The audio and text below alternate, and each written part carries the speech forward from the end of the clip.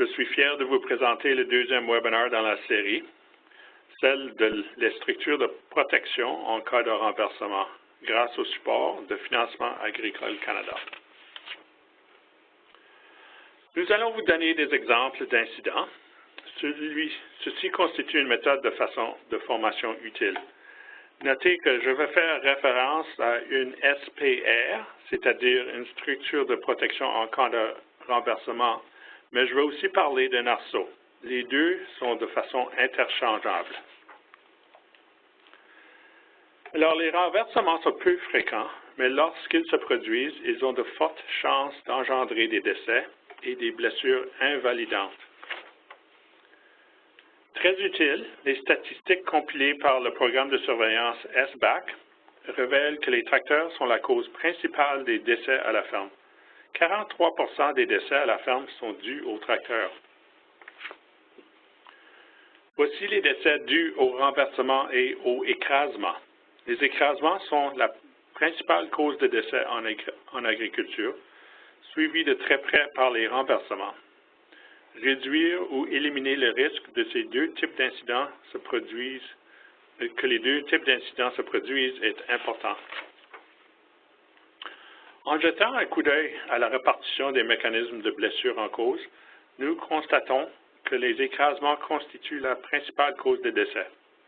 Un arceau ne peut pas nécessairement empêcher le conducteur de se faire écraser par sa machine alors qu'il en est descendu, mais le décès, où un conducteur tombe de son tracteur pour ensuite se faire écraser par celui-ci, aurait pu être évité si le conducteur aurait porté sa ceinture de sécurité et si son tracteur avait été doté d'un SPR.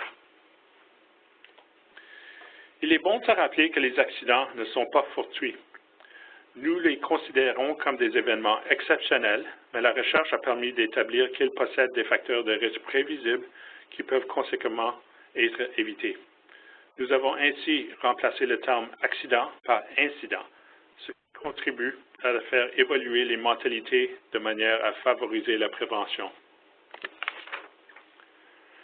Nous allons maintenant nous pencher sur 3 études de cas préparées par le Réseau de santé et sécurité agricole. Ils décrivent bien des incidents survenus par le passé qui auraient été pu éviter à l'aide d'un SPR et d'une ceinture de sécurité.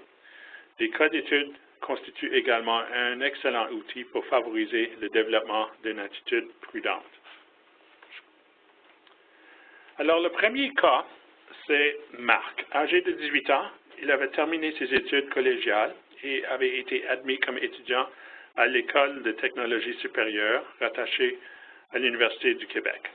Il était très heureux d'avoir été embauché comme travailleur près de chez lui à Lac-Saint-Jean, Québec, dans une porcherie en expansion. Son salaire allait pouvoir l'aider à couvrir ses frais pour l'année qui allait se passer à l'université. Élevé sur une ferme, Marc pouvait mettre à profit ses nombreuses compétences dans son nouvel emploi. Jacques, le chef d'équipe que Marc relevait, aurait souhaité d'avoir 5 autres travailleurs d'été comme lui. Le 28 août en 1995, Marc manœuvrait un tracteur John Deere 2040 qui tirait une remorque chargée de bois pour construire la charpente d'une nouvelle porcherie.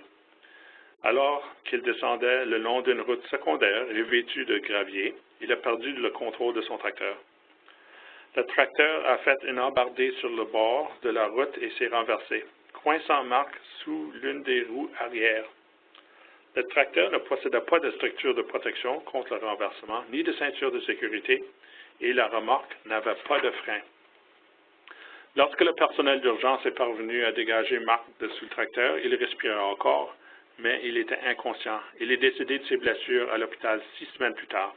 L'enquête menée suite à l'accident a révélé que le chargement que Marc tirait excédait la charge nominale du tracteur. Alors, il est très utile à procéder à une analyse d'incident. Le réseau de santé a mis à point une procédure qui tient compte de la cause directe, des facteurs qui auraient pu y contribuer, et de même que la cause à l'origine de l'incident, en posant la question suivante: qu'est-ce qui aurait permis d'éviter un tel incident? Voici ce que donne l'analyse de l'incident. La cause directe, Alors qu'il descendait une pente sur une route de gravier en tirant un chargement lourd, le conducteur a perdu le contrôle de son tracteur et celui-ci s'est renversé sur le bord de la route. Les facteurs humains, le conducteur n'était pas habitué à tirer des chargements lourds et n'était pas au courant d'incidents semblables. Facteur mécanique, c'est un chargement lourd, absence de frein indépendant sur la remorque et absence d'un arceau et d'une ceinture de sécurité. Les facteurs environnementaux, il y avait une pente et puis la route était en gravier. Alors, la chose qui permettait d'éviter un tel incident aurait été de ne jamais utiliser un tracteur trop petit pour tirer un chargement. Si le poids du chargement excède la charge nominale du tracteur, la remorque devrait alors comporter des freins indépendants. De plus, si le tracteur avait été équipé d'un arceau et d'une ceinture de sécurité, le conducteur serait sorti indemne de cet incident, comme le montre la recherche. Dans le cas numéro 2, penchons-nous maintenant sur le deuxième cas, où il est en question lui. Hank et son fils Jake exploitaient une entreprise maraîchère située dans la péninsule du Niagara en Ontario. Il embauchait des travailleurs saisonniers pour l'aider à la cueillette, au lavage et l'empaquetage des produits. Les travailleurs provenaient surtout du Mexique et des Antilles. Le 30 avril, en 1994, lui, un nouvel employé âgé de 25 ans, aidait Jake à décharger un tracteur à chenille International Harvester TD9 de la plateforme d'un camion à l'aide d'une rampe. Alors que lui faisait démarrer et embrayait le tracteur, celui-ci a subitement tangué vers l'avant, puis a commencé à dévier latéralement hors de la rampe. Ne portant pas de ceinture de sécurité, lui a sauté du côté droit, mais au même moment, le tracteur a basculé du même côté, coinçant lui sous son réservoir d'essence. Le décès de lui a été constaté à son arrivée à l'hôpital. Le rapport du coroner a révélé que le décès avait été causé par broyage de la cage thoracique. Hank et Jake ont été interrogés par les officiers de la police provinciale ontarienne et par un inspecteur du ministère du Travail. Les deux maraîchers ont expliqué qu'il était difficile à communiquer avec lui car il parlait peu l'anglais. Lors de son embauche, lui avait affirmé, avec l'aide d'un traducteur, qu'il avait de l'expérience comme conducteur de tracteur. Hank et Jake n'ont pas été en mesure de montrer de documents prouvant que leurs employés saisonniers avaient été formés ou supervisés pour conduire des tracteurs. Alors, l'étude de cas, la cause immédiate, un tracteur à chenille en cours de déchargement de la plateforme d'un camion à l'aide d'une rampe a tangué vers l'avant et a commencé à glisser hors de la rampe, finissant par écraser le conducteur alors qu'il tentait de s'échapper en sautant. Quels étaient les facteurs ayant possiblement contribué à cet incident? Les facteurs humains. Le propriétaire n'a pas vérifié les compétences de son nouvel employé avant de lui demander de manœuvrer l'équipement dangereux.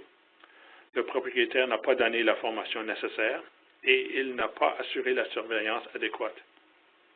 En ce qui concerne l'employé, il y avait des manques de connaissances et d'expérience, la capacité limitée à parler et comprendre l'anglais, des exagérations de ses compétences réelles et omission de porter la ceinture de sécurité. Les facteurs mécaniques, absence des gardes latéraux sur la rampe et d'un arceau. Alors, qu'est-ce qui aura permis d'éviter un tel incident? Premièrement, s'assurer que l'équipement mobile motorisé était seulement manœuvré par une personne compétente. Si un tel incident était survenu avec un tracteur doté d'un arceau et d'une ceinture de sécurité, la recherche indique une fois de plus qu'aucune blessure ne sera résultée. Voyons maintenant la troisième étude de cas. Jerry, sa femme Maxime et leur fils Brent exploitaient une ferme qui produit des céréales et élève du bétail dans la région de Caribou, dans le centre de la Colombie-Britannique. Le 15 juillet 1992, Jerry tondait le gazon à l'aide d'une faucheuse rotative fixée à la prise de force de son tracteur Case. Il était en colère parce que Brent avait décidé de prendre des vacances alors que la fenaison avait lieu, le laissant seul à la ferme en cette période particulièrement occupée. C'était un après-midi chaud et humide, et irrité par le montage des tâches qui l'attendaient, Jerry avait bu plusieurs bières au dîner. Alors que Jerry coupait le gazon autour d'arbres plantés sur la pente, une branche basse l'a désarçonné de son tracteur. Il s'est pris dans la faucheuse, qui l'a traîné sur une trentaine de pieds. En allant voir pourquoi il ne rentrait pas à la maison pour souper, Maxime a découvert le corps sans vie sur les lieux de l'incident. Le rapport d'autopsie a indiqué que la victime avait un taux d'alcool élevé au moment du décès et que sa mort avait été causée par les lésions à la tête et à la colonne vertébrale.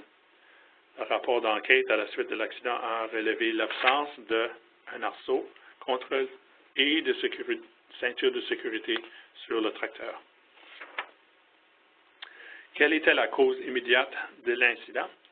Le conducteur de tracteur n'a pas remarqué la présence de la branche qui se trouvait près de lui et l'a éjecté de son tracteur avant de se prendre dans la faucheuse rotative. Quels sont les facteurs humains? La colère, l'ébriété et le fait que le centre de gravité du conducteur était trop haut, ce qui a facilité sa chute. Sur le plan mécanique, relevons l'absence d'un arceau et de ceinture de sécurité, et le fait qu'en raison de son âge avancé et le tracteur générait beaucoup de bruit, il y avait des vibrations et des émanations qui auraient potentiellement contribué à fatiguer et à distraire le conducteur. Les facteurs environnementaux, il manœuvrait un tracteur dans une pente à proximité d'arbres. Alors, qu'est-ce qui aurait permis d'éviter un tel incident? Ne jamais actionner ou conduire une machine sur l'emprise de l'alcool ou d'un médicament susceptible d'altérer la vigilance, l'équilibre ou le jugement. Une fois de plus, si un tel incident était survenu avec un arceau et une ceinture de sécurité, la recherche démontre que le conducteur aurait resté en place, qui aurait évité son décès. Dans toutes les études de cas, un arceau aurait été l'une des solutions permettant d'éviter le décès des acteurs en cause. Quelles options sont offertes aux producteurs? Nous recommandons d'abord de discuter avec les détaillants de machinerie agricole qui vous connaissent pour voir comment procurer un arceau pour votre tracteur. Si cela n'est pas possible, il existe d'autres options. L'Université de Kentucky offre un guide en ligne pour vous aider à trouver un arceau pour votre vieux tracteur. Ce site a été conçu et est maintenu par Mark Perschwitz, qui a mené la recherche dans ce domaine pendant plusieurs années. L'adresse du site web apparaît ici. Cette diapositive fournit un exemple de ce que vous auriez vu si vous avez fait une recherche pour un tracteur Massey Ferguson de modèle 1040 sur le site web. Le guide vous aura indiqué que l'entreprise Lorrain fabrique un arceau fait de 2 poteaux rigides qui pourraient être installés sur ce modèle de tracteur. Le guide donne les coordonnées permettant de contacter le fabricant, en plus de fournir l'information afin que votre détaillant retrouve le fabricant. Les notes indiquées en bas donnent des conseils afin que l'acquisition et l'installation de votre arceau se fassent sans problème. Ces notes permettent également de vérifier que les arceaux répondent aux normes canadiennes et états-uniennes, ce qui garantit qu'elles sont adaptées au renversement. Il y a toutefois un défi, comme le révèle une étude menée conjointement par AgSafe BC et PAMI il y a quelques années.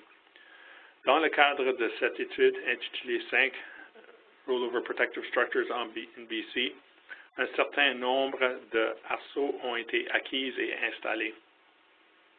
Cette étude a établi que les arceaux fabriqués par des fabricants d'origine coûtent en moyenne $920.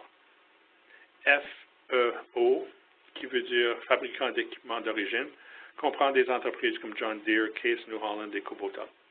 Le marché secondaire fait référence aux arceaux qui ne proviennent pas de fabricants d'origine, comme Lorrain, Safety Cab, Bear Company, Hercule et d'autres entreprises semblables.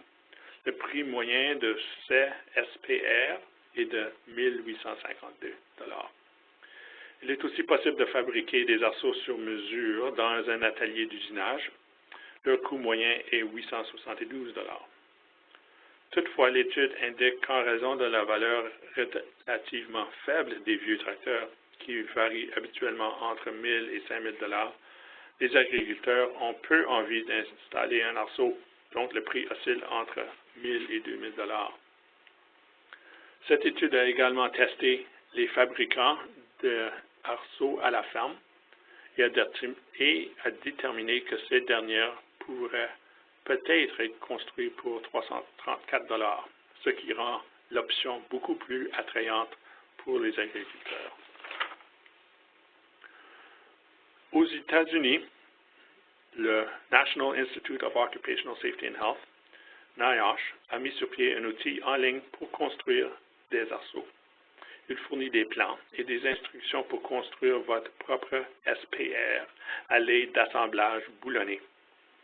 Ce dernier mode d'assemblage a été choisi en raison des préoccupations quant aux capacités des agriculteurs à souder correctement. Le site web de NIOSH fournit des plans pour un nombre limité de modèles de tracteurs.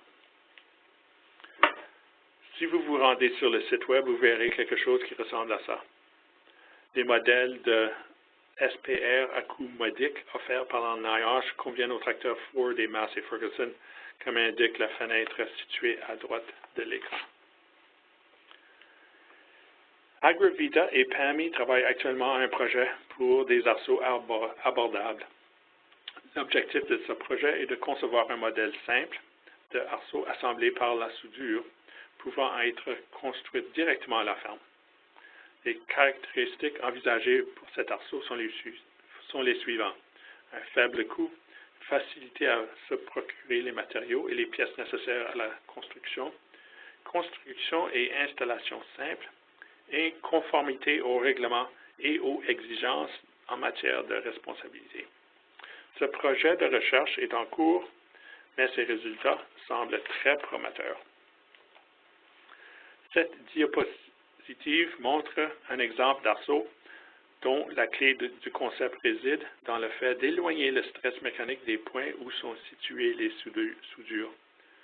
Si vous visitez des fermes, vous constaterez que la plupart des agriculteurs préfèrent faire leur soudure eux-mêmes. Toutefois, le défi consiste à s'assurer que les soudures sont suffisamment solides pour rendre l'arceau sécuritaire.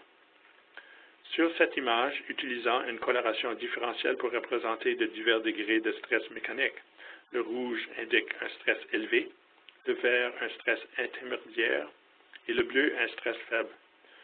Vous pouvez voir ici qu'à chaque endroit où se situe une soudure, le degré de stress est généralement faible, bleu, parfois intermédiaire, vert, mais jamais élevé, rouge. Le seul endroit où un stress élevé se produit apparaît dans cette simulation reproduisant un renversement. En fait, ce stress élevé survient sur une pièce de métal préfabriquée. Voilà donc un modèle de arceau qui s'avère des plus prometteurs. Voici un exemple montrant à quoi ressemblent les plans. Le PAMI a effectué plusieurs essais avec des agriculteurs et jusqu'à maintenant, les choses vont bien et la recherche se poursuit. Ces ressources qui se veulent un complément des précédentes informations sur la manière de se procurer un arceau expliquent comment utiliser un tracteur et d'autres équipements agricoles en toute sécurité. L'une de ces ressources est montrée ici. Il s'agit d'un outil de gestion conçu par le Centre canadien de santé et sécurité en milieu agricole qui permet de réduire les risques de blessures tout en maximisant la productivité et la rentabilité. L'outil qu'il propose repose sur un système de liste de vérification. Cette ressource est accessible à partir de la page web du réseau de la santé de la sécurité agricole dont l'adresse apparaît ici. Cette deuxième ressource est également disponible auprès du réseau. Elle traite de arceaux et de stratégies permettant de prévenir les renversements. Elle est également accessible à partir du site web réseau à l'adresse indiquée en bas de la diapositive. En résumé, les renversements et les écrasements constituent de principales causes de décès à la ferme. L'arceau et la ceinture de sécurité permettent d'éviter la plupart des décès qui seraient survenus par le renversement et plusieurs décès survenus par écrasement. Si vous avez un tracteur dépourvu d'arceau et de ceinture de sécurité, vous devriez sérieusement envisager d'en installer. Il existe de nombreuses ressources pour vous aider à faire l'acquisition d'un arceau et à manœuvrer un tracteur en toute sécurité afin de réduire ou d'éliminer les blessures et les décès dus au tracteur. Au fond de la diapositive, vous voyez une ressource développée par l'Union des producteurs agricoles et CNEST, la Commission des normes de l'équité, de la santé et de la sécurité au travail. Nous aimerions remercier nos partenaires, Financement agricole Canada, le Centre canadien de santé et sécurité en milieu agricole, nos collègues états-uniens qui ont fourni une quantité considérable de ressources dans le cadre de ce projet, le Réseau de santé et de la sécurité agricole, l'Association canadienne de sécurité agricole, AgriVita et PAMI. Un jour, grâce à l'installation des arceaux sur les tracteurs, il n'y aura plus de décès dus au renversement de tracteurs sur les fermes canadiennes.